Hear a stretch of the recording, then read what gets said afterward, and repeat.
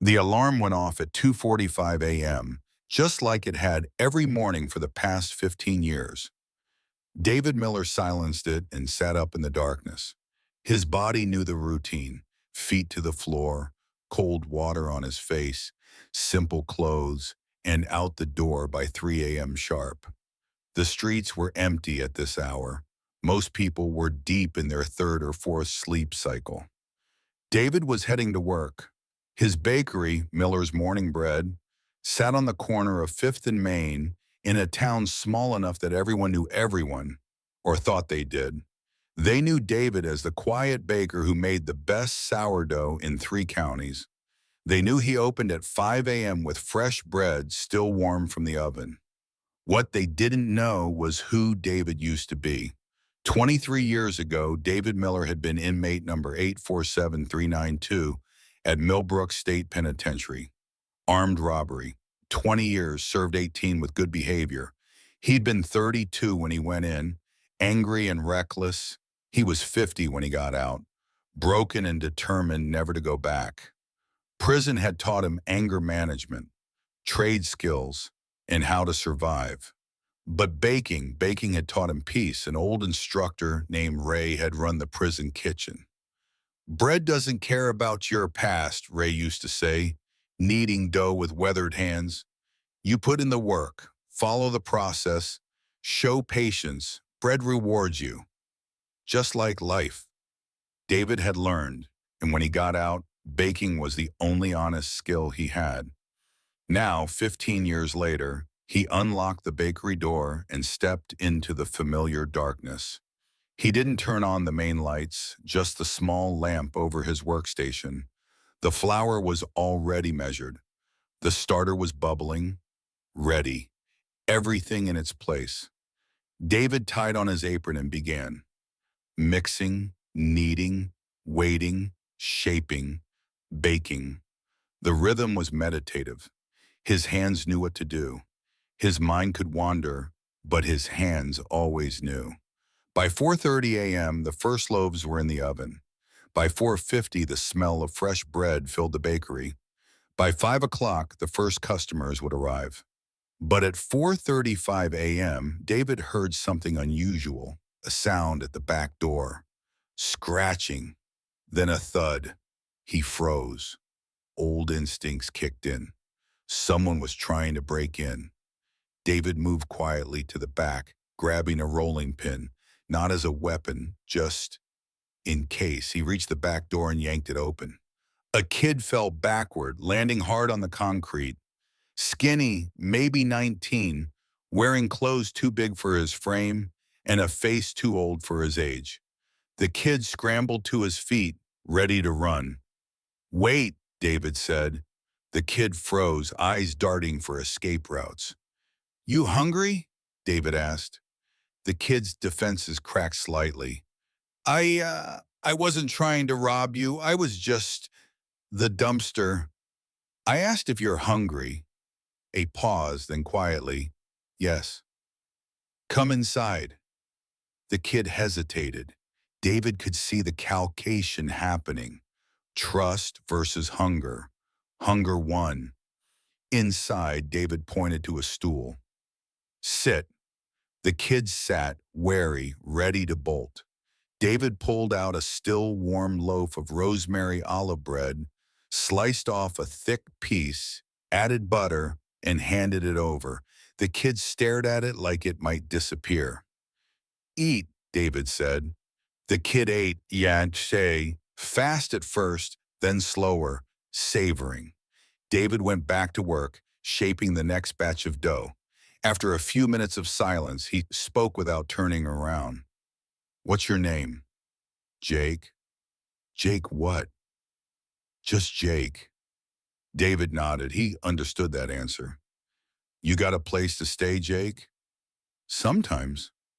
"You got a job?" "Who's going to hire me?" There was bitterness there. "No address, no resume, no references. I'm nobody." David's hands kept kneading. "You know how to follow instructions?" "I guess." "You willing to work?" Jake's eyes narrowed. "Doing what?" David turned and looked at him directly. I need help. Mornings, 3 a.m. to 8 a.m. I'll teach you to bake. You work, you eat. Simple as that. You don't even know me. True, but I know hunger, and I know what it's like to need a chance. David went back to his dough. You interested or not? Jake stared at him for a long moment. Why would you do this? Because someone did it for me once. The next morning, Jake showed up at 2:55 a.m. David was surprised. He had half expected the kid wouldn't come. You're early, I said. Yeah, David said it. You said 3 a.m. Good. Wash your hands. Let's get started. David didn't ask about Jake's past, didn't ask where he slept or what brought him to this town. Instead, he taught flour, water, salt, yeast. That's it. But the magic is in the process. You rush it, you ruin it, you respect it, you get bread. Jake was clumsy at first. His measurements were off, his kneading too aggressive. But he listened, he tried, he learned. Days turned into weeks. Jake showed up every morning at 2:55 a.m. David paid him in cash and bread. Not much, but enough. Jake started looking healthier, less desperate. They didn't talk much during work, but in the quiet moments, waiting for dough to rise, for loaves to bake, they began to share. Why do you wake up at 3 a.m.? Jake asked one morning. Because bread takes time. You can't rush good bread. You start early, you respect the process. But why do you do it? You could hire someone. David paused, hands deep in dough. I do it because it keeps me grounded, reminds me who I am now, not who I was. Jake looked at him. Who were you? David met his eyes. Someone who made bad choices, someone who hurt people, someone who went to prison for 20 years. Jake froze. You're serious? Armed robbery, Millbrook State, did 18 years. David went back to kneading. I got out 15 years ago, started this bakery, never looked back. But everyone in town treats you like a good man. David smiled slightly. That's because I chose to become one. Past is past. Every morning at 3 a.m., I choose again who I want to be. Jake was quiet for a long time then. I've been arrested. Nothing big, petty theft, but I can't get work because of it. Can't get housing. Can't escape it. You can, David said firmly, but not by running, by doing the work. Every day, proving to yourself first, then to others. That's what bread taught me. Consistency, patience, showing up. 3 months in, Jake had become essential. He knew the recipes by heart, could judge dough by feel, could manage the ovens. Customers started recognizing him. Morning, Jake, Mrs. Patterson called one day. Is that rosemary loaf ready? Jake smiled, a real smile. Just came out, Mrs. P. I'll bag it for you. David watched from the back. The angry, desperate kid from the alley was gone.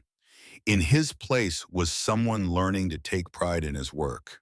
Then one morning at 4 a.m., 2 police officers walked into the bakery. Jake's face went white. He looked at David, betrayed. You called them?